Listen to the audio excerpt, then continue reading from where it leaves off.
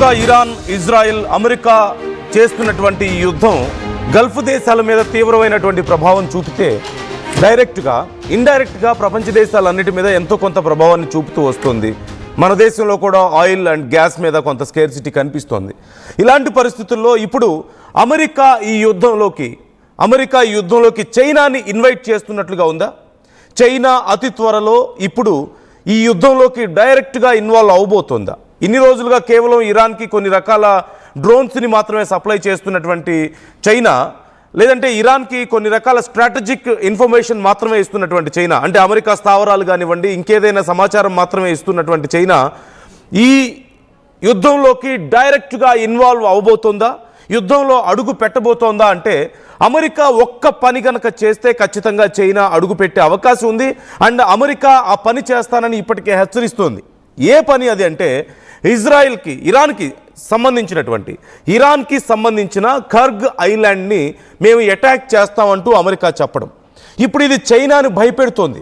అదేంటి, ఇరాన్లో ఉన్నటువంటి ఐలాండ్ను ధ్వంసం చేస్తే చైనాకి ఎందుకు నష్టం, చైనాకి ఏంటి ప్రాబ్లం అని చెప్పేసి అనుకుంటున్నారా?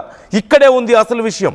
చైనా ఆర్థిక వ్యవస్థ ఒకవేళ ఇరాన్లో ఉన్నటువంటి ఈ కర్గ్ ఐలాండ్ని అమెరికా గనక ధ్వంసం చేస్తే చైనా ఆర్థిక వ్యవస్థ తీవ్రంగా దెబ్బతినే అవకాశం కనిపిస్తుంది. ఎందుకంటే ఇరాన్ నుంచి ఎక్కువ శాతం ఆయిల్ని కొనుక్కుంటుంది చైనా మాత్రమే.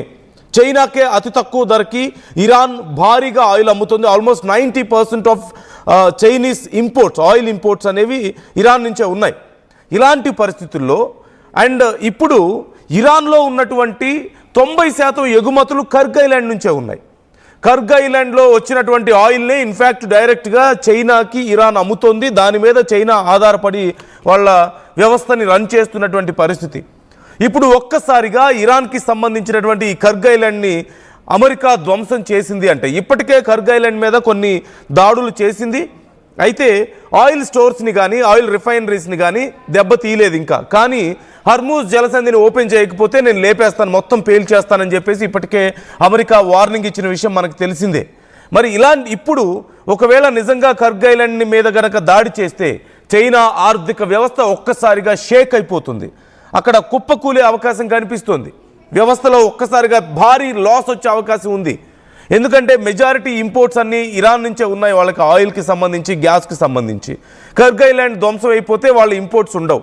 దట్టు ఇప్పుడు బయట మార్కెట్లో $100 ఉంటే, బ్యారెల్ కాస్ట్ $100 ఉంటే చైనాకి చాలా తక్కువ ప్రైస్కి, అంటే అరౌండ్ $5 to $10 డిఫరెన్స్లో ఇస్తుందట ఇరాన్. అంటే బయట $100 ఉంటే చైనాకి $90కి ఇస్తుంది. అంటే ఇంటర్నేషనల్ మార్కెట్లో $100 పర్ బ్యారెల్ని $90కి చైనాకి ఇస్తుంది. అంటే చాలా తక్కువ ప్రైస్. మిలియన్స్ ఆఫ్ బ్యారెల్స్ని వాళ్ళు ఇంపోర్ట్ చేసుకునే సమయంలో around 1.3 to 1.5 million barrels of oil ప్రతిరోజు చైనా ఇరాన్ నుంచి ఇంపోర్ట్ చేసుకుంటూ ఉంది. సో ఇప్పుడు 1.3 మిలియన్స్ బ్యారెల్స్ మీద అరౌండ్ $5 to $10 డిఫరెన్స్ అంటే చాలా పెద్ద డిఫరెన్స్. దట్టు ఇప్పుడు చైనా ఇరాన్ మధ్యలో జరిగేటువంటి ఈ వ్యాపారం అంతా కూడా ఒక రకంగా బార్టర్ సిస్టంలో నడుస్తుందనే చెప్పాలి. అంటే వీళ్ళు డాలర్స్లో మార్చుకోవడం లేదు. అంతర్జాతీయ కరెన్సీ ఇప్పుడు డాలర్స్లోనే చాలా వరకు బిజినెస్ అవుతున్న నేపథ్యంలో డాలర్స్లో కానీ మరే ఇతర కరెన్సీలో కాకుండా బార్టర్ సిస్టమ్, మనం పాత రోజుల్లో విన్నాం కదా, వస్తు మార్పిడి విధానం అని చెప్పేసి, ఆ విధానంలో ఇప్పుడు చైనా ఇరాన్ వ్యాపారం చేసుకుంటూ వస్తున్నాయి. కాబట్టి వాళ్ళు అమెరికా మీద డిపెండ్ అవ్వాల్సిన అవసరం లేదు. డాలర్ యొక్క వాల్యూతో వాళ్ళకి పని లేదు. సో డాలర్ని బలహీనపరచడానికి అది ఉపయోగపడుతుంది. ఖచ్చితంగా అమెరికా మీద అది తీవ్రమైనటువంటి దెబ్బ. సో అది పక్కన పెడితే ఇప్పుడు ఇదే కనుక జరిగితే, కర్గ్ ఐలాండ్ కనుక అమెరికా దెబ్బతీస్తే చైనా ఇంపోర్ట్స్ అన్నీ ఆగిపోతాయి. ఇప్పుడు అంతర్జాతీయ మార్కెట్ నుంచి కొనుక్కోవాల్సి వస్తుంది. ఇప్పుడు అప్పటికప్పుడు వేరే క్లయింట్స్ని వాళ్ళు వెతుక్కోవాలి, వేరే సప్లయర్స్ని వెతుక్కోవాల్సి వస్తుంది. ఇప్పటికే అన్ని గల్ఫ్ దేశాలన్నీ ఇప్పుడు ఇదే పరిస్థితుల్లో ఉన్న నేపథ్యంలో, సప్లై చేయలేని పరిస్థితిలో ఉన్న నేపథ్యంలో చైనా రష్యా దగ్గరికి వెళ్తుందా? రష్యా దగ్గరికి వెళ్ళడం కష్టం. వాళ్ళకి సమస్యలు చాలా ఉన్నాయి. ఒకవేళ చేసినా కొద్దిపాటి బిజినెస్ చేస్తారు. ఇంత భారీ మొత్తంలో 1.3 to 1.5 మిలియన్స్ ఆఫ్ బ్యారెల్స్ని ఒకే చోట నుంచి కొనుక్కోలేదు. ఇప్పుడు మళ్ళీ కొత్తగా వెతుక్కోవాలి అండ్ ఎక్కువ రేటు కొనుక్కోవాల్సి వస్తుంది. చాలా పెద్ద నష్టం. మళ్ళీ డాలర్స్లో డీల్ చేయాల్సి వస్తుంది. దానివల్ల అమెరికాకు లాభం జరుగుతుంది. ఇలా అన్ని రకాలుగా చైనాకి చాలా తీవ్రమైనటువంటి నష్టం.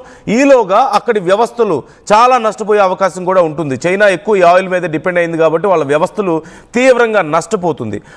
చైనా యొక్క ఆర్థిక వ్యవస్థ ఒక భారీ నష్టానికి గురయ్యే అవకాశం ఉంది.